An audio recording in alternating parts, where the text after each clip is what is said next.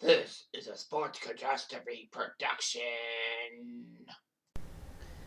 Hey there, Heather Ho, there's Jeff Cutter Diamond. Welcome you to another Sports Catastrophe. On this date, we start a brand new month. And October 1st brings us this moment from 1992 as Gil Stein. Win Gil Stein's money, am I right? Actually, no, I'm not. Gil Stein became the 5th president of the NHL on this day in 1992. The presidency of the NHL was long and arduous. You had the legendary Frank Calder being the first president of the NHL from 1917 to 1943, and then Red DIDNT took over for 3 years. Then Clarence Campbell for 31 years, and then John Sigler for 13. Now, Gil Stein was up for it. Gil Stein's movement from up to presidency was huge. He did law in Philadelphia. He was hired by the Flyers to be their chief operating officer and executive vice president.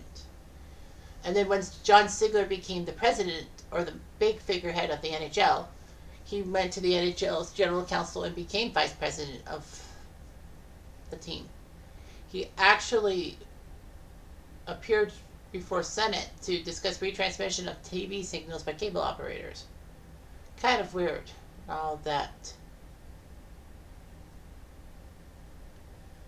So anyway, Sigler was a decent president of the U.S.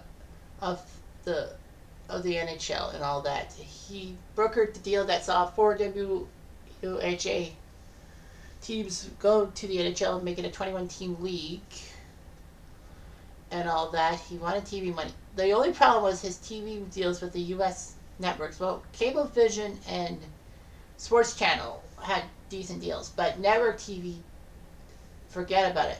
When CBS broadcast Game 6 of the 1980 Stanley Cup Finals, little did people know that it took 10 years until network TV in the U.S. had a hockey game. And that was the 1990 All-Star Game. So he made some insolvency moves and all that.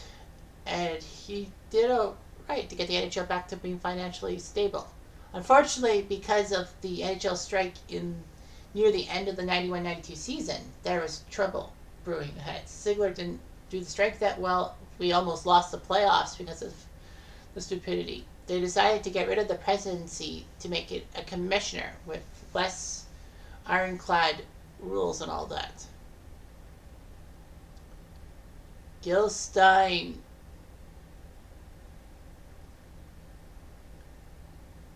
was named NHL president, as you might as well go with the vice president, so he was named president. Unfortunately, Gil Stein made a few gigantic boo-boos. His first gigantic boo-boo was firing Brian O'Neill, the league's disciplinarian, and decides to take over the position himself. Stein would have a policy of suspending players on non-game days because he figured that they want to see their best players and you don't want to suspend them. I mean, like, dude, suspending them on non-game days is stupid. I mean, what if it's like some kind of hatchet job? What the fuck would Stein have done? And Stein actually wanted to block O'Neill's Hall of Fame candidacy, which was plain stupid. But for that bad move, Gil Stein actually wanted the NHL to take part in the 94 Olympics in Lillehammer to grow NHL support in Europe. But that didn't work so well. During his tenure, Anaheim and Florida would be added to the league to make it 26 teams.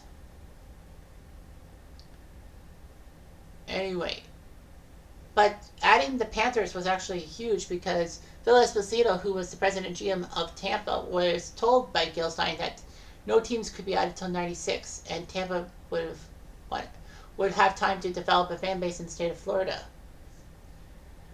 So, Tampa, Florida would be fighting for fans and all that. But Tampa would get to the playoffs first over Florida, in a sense.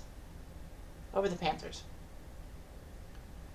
Stein was NHL president for a year until Gary Bettman was named commissioner. So February 1st, 1993, Bettman took over for Stein.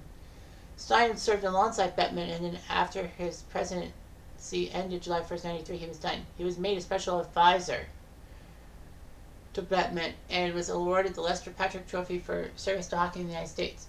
Unfortunately, though, Gil Stein will be best remembered by NHL fans as the guy who tried to put himself in the Hockey Hall of Fame, thinking he did a good job in his year's presidency.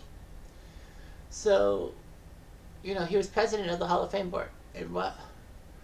Anyway, he spearheaded a change of the voting process by simple majority with no secret ballots. Stein was the first member of this policy to the Hall of Fame, but of course there was allegations that he manipulated his own induction. Obviously, the board did not speak with either the Board of Governors or Bettman and all that. But fortunately, though, Stein did resign his nomination and from the league. So he basically tried to put himself into the Hockey Hall of Fame and all that. And it didn't work out so well. So, man, that's just weird. Not even Gary Bettman did that. Try to put himself in the Hockey Hall of Fame. At least he's doing some things right. Of course, Bettman's tenure is basically added on by the fact that he doesn't really support Canadian hockey and teams moving to Canada, even though that Hamilton had an NHL-style arena. Winnipeg struggled for years until 2011 when the Thrashers had to move to Winnipeg. I mean, does he care about Canadian cities? I don't know. I mean, Bettman can move the Coyotes to any city.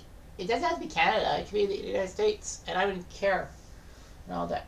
But as is, Bettman, his love affair with the Coyotes and his basically stubbornness about the Coyotes is making him an enemy around NHL fans and all that. Just move the team to Kansas City. Simple as that. But anyway, Gil Stein, for as bad as Bettman is with his policies, Gil Stein suspended players on 9 game days and wanted to be in the Hockey Hall of Fame, thinking he had it all made. Stupidity was the name of his game. Anyway, I'm Jeff Diamond. I do